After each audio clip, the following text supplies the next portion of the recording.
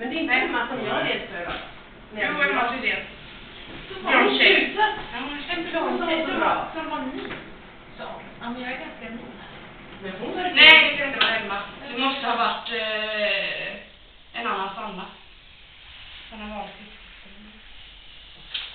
Ja, hon hade sån här privatlektion.